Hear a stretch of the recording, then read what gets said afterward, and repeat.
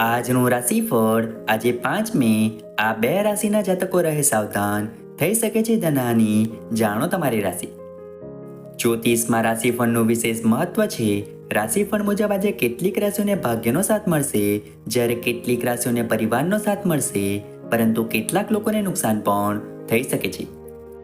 મિત્રો, તમને આવા જ રાશિફળવાળા વિડીયો દરરોજ જોવાનું પસંદ હોય તો વિડીયોને લાઈક કરજો અને ચેનલને હજુ સુધી સબસ્ક્રાઇબ ન કરી હોય તો સબસ્ક્રાઇબ કરજો, કારણ કે આવા રાશિફળવાળા વિડીયો અમે દરરોજ બનાવતા રહીએ છીએ. તો ચાલો મિત્રો, આજના વિડીયોની શરૂઆત કરીએ. પહેલી રાશિ છે મેષ રાશિ. આજે તમારે તમારા વધતા ખર્ચ પર નિયંત્રણ રાખવું જોઈએ. તમારી નાણાકીય પરિસ્થિતિ ડગમગી શકે છે. લવ લાઈફ જીવતા લોકો પોતાના પાર્ટનર સાથે ક્યાંય બહાર ફરવા જઈ શકે છે. તમારે તમારા ખિસ્સાનું ધ્યાન રાખવું પડશે. ઉતાવળમાં લેવાયેલા કોઈ પણ નિર્ણય તમને પરેશાન કરશે. કોઈની સલાહ પર મોટું રોકાણ ન કરો. તમારે વ્યવસાયમાં કોઈ જોખમ ન લેવું જોઈએ, નહીં તો પછીથી તમને નુકસાન થઈ શકે છે. તમે તમારા ઘરની સજાવટની વસ્તુઓ પર પણ સારી એવી રકમ ખર્ચ કરશો. આવનારી બીજી રાશિ છે વૃષભ રાશિ. આજનો દિવસ તમારા માટે સામાન્ય રહેવાનો છે. તમે દરેક કામ કરવા માટે તૈયાર રહેશો. તમારી અંદરની આળસને કારણે તમે તમારું કામ આવતીકાલ સુધી સ્થગિત કરી શકો છો. વેપારમાં ઈચ્છિત નફો ન મળવાથી તમે પરેશાન રહેશો. તમારે તમારી આસપાસ રહેતા લોકો વિશે સાવચેત રહેવાની જરૂર છે. વિદ્યાર્થીઓનું કોઈ જૂનું કામ લાંબા સમયથી પેન્ડિંગ હતું તો તે પણ પૂર્ણ થવાની સંભાવના છે. તમારે કોઈને આપેલું વચન સમયસર પૂરું કરવું જોઈએ, નહીં તો તે તમારાથી નારાજ થઈ શકે છે.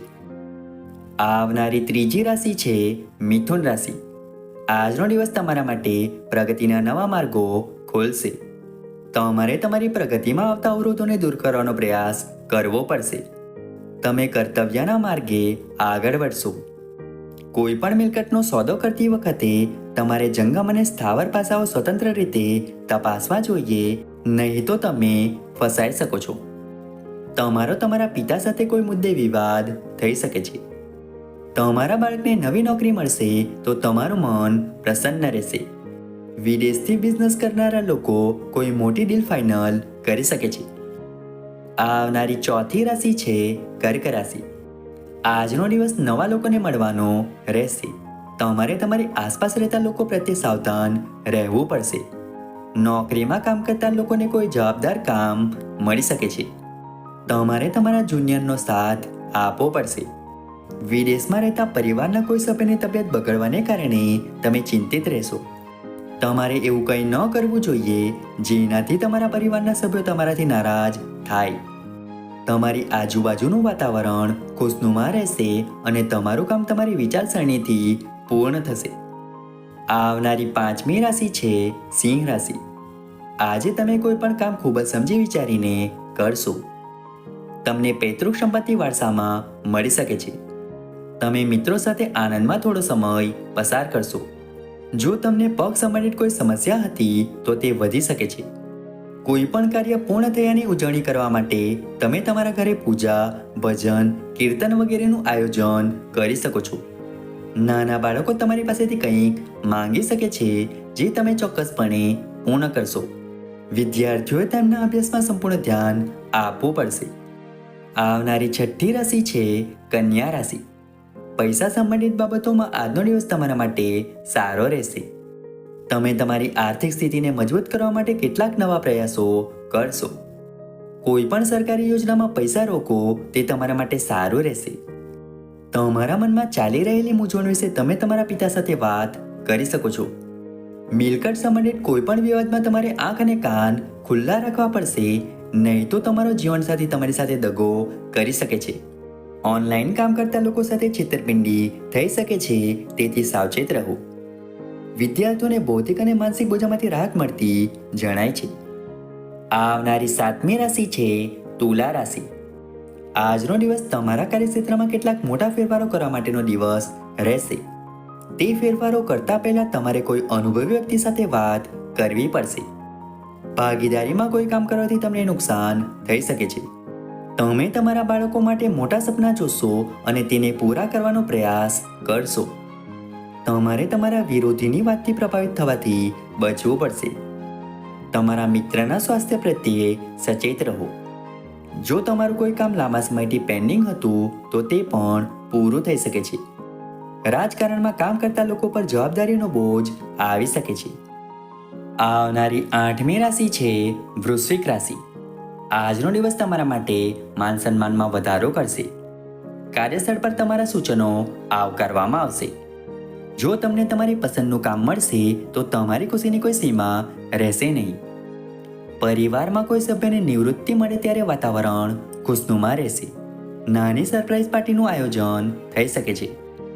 જો તમે કોઈ કામ કરવામાં ઉતાવળ બતાવો છો તો તેમાં તમે ભૂલ કરી શકો છો. કોઈ પણ પ્રતિકૂળ પરિસ્થિતિમાં તમારે ધીરજ જાળવી રાખવી પડશે. જો તમે તમારા સાસરિયાઓમાંથી કોઈ પાસેથી પૈસા ઉધાર લો છો તો તમને તે સરળતાથી મળી જશે. આવનારી 9મી રાશિ છે ધન રાશિ. આજનો દિવસ તમારા માટે સામાન્ય રહેવાનો છે. તમારે સાથે બેસીને તમારા પારિવારિક વિવાદોને ઉકેલવાનો પ્રયાસ કરવો પડશે. તમારે કોઈ બહારની વ્યક્તિની સલાહ લેવી જોઈએ નહીં. તમારે અજાણ્યા લોકોથી અંતર જાળવવું પડશે, નહીં તો તેઓ તમારી લાચારીનો ફાયદો ઉઠાવી શકે છે. તમારા જીવનસાથી સાથે કોઈ મુદ્દા પર વિવાદ થઈ શકે છે, જેને કારણે તમારા સંબંધોમાં નોંધપાત્ર તિરાડ આવી શકે છે. તમારે તમારા બાળકના શિક્ષણ સંબંધિત કેટલાક મહત્વપૂર્ણ નિર્ણય લેવા પડશે.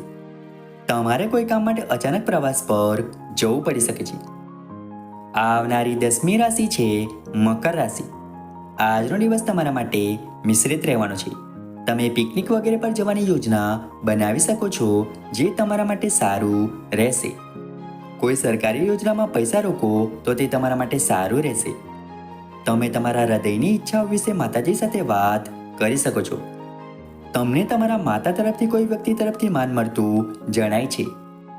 તમારે તમારી કેટલીક બાબતો ગુપ્ત રાખવી પડશે. તમારે તેને કોઈ બહારના વ્યક્તિ સમક્ષ તેને ખુલ્લી ન કરવી જોઈએ.